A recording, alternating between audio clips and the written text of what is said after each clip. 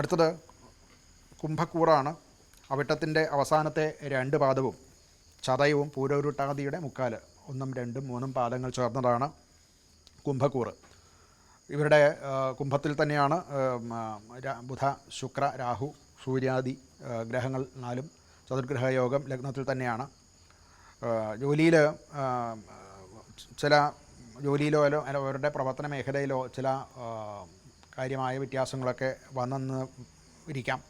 പുതിയ ജോലി അഥവാ പുതിയ മേഖലയിലേക്ക്, പുതിയ ഡിപ്പാർട്ട്മെൻറ്റ് അല്ലെങ്കിൽ അവരുടെ പ്രവർത്തന രീതിക്കൊക്കെ ചില വ്യത്യാസങ്ങളുമൊക്കെ വരാൻ സാധ്യതയുണ്ട്.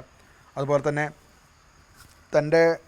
താൻ ചെയ്തുകൊണ്ടിരുന്ന ജോലി, അതുപോലെ തന്നെ തൻ്റെ കൂടെയുള്ള ആൾക്കാർ ഇതിൻ്റെ വാസ്തവസ്ഥിതി അത് തിരിച്ചറിയാനും ഒക്കെ ഒരു സാഹചര്യം ഉണ്ടാവുന്നതാണ്. അത് അനുസരിച്ച് തൻ്റെ വർക്കും തൻ്റെ ജോലിയും വിഷനും ഒക്കെ മാറ്റേണ്ടതായിട്ട് വരും, അഥവാ മാറ്റുന്നത് നല്ലതാണ്. പുതിയ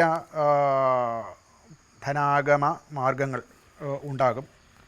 അത് വേണ്ട വിധത്തിൽ ആലോചിച്ച്, 2ാം ഭാവത്തിൽ ശനിയാണ്, ആലോചിച്ച് മാത്രം അങ്ങനെയുള്ള കാര്യങ്ങളിൽ ധനപരമായിട്ടുള്ള കാര്യങ്ങൾ ശ്രദ്ധിക്കേണ്ടതാണ്. ആരോഗ്യ സംബന്ധമായിട്ട് ഉറക്കക്കുറവുണ്ടാകും. അതുപോലെ തന്നെ ഈ രക്തസമ്മർദ്ദം മുതലായിട്ടുള്ള കാര്യങ്ങൾ, നാഡീ തളർച്ച മുതലായിട്ടുള്ള അവ ഉണ്ടാകാൻ സാധ്യതയുണ്ട്. ഇതൊക്കെ ഇങ്ങനെയുള്ള രോഗങ്ങളുടെ ടെൻഡൻസി ഉള്ളവർക്കാണിത് പ്രത്യക്ഷമായിട്ട് കാണുക. അല്ലാത്തവർക്ക് ചെറുതായിട്ടെങ്കിലും ഇങ്ങനെയുള്ള കുഴപ്പങ്ങൾ ഉണ്ടാകാം. അത് പ്രത്യേകം ശ്രദ്ധിച്ച് ചെയ്യേണ്ടതാണ്.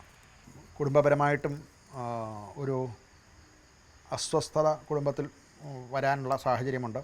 താൻ ചെയ്യുന്നതായിട്ടുള്ള പ്രവർത്തികൾ കുടുംബത്തിന് വേണ്ടിയിട്ടുള്ളതാണെങ്കിലും അത് പൂർണ്ണമായിട്ട് അംഗീകരിക്കാൻ മറ്റുള്ളവരെ കൊണ്ട് സാധിക്കാതെ, കുടുംബത്തിലുള്ള മറ്റുള്ളവരെ കൊണ്ട് അംഗീകരിക്കാൻ സാധിക്കാതെ വരുന്നതിനുണ്ടാവുന്ന ചില നീരസങ്ങളോ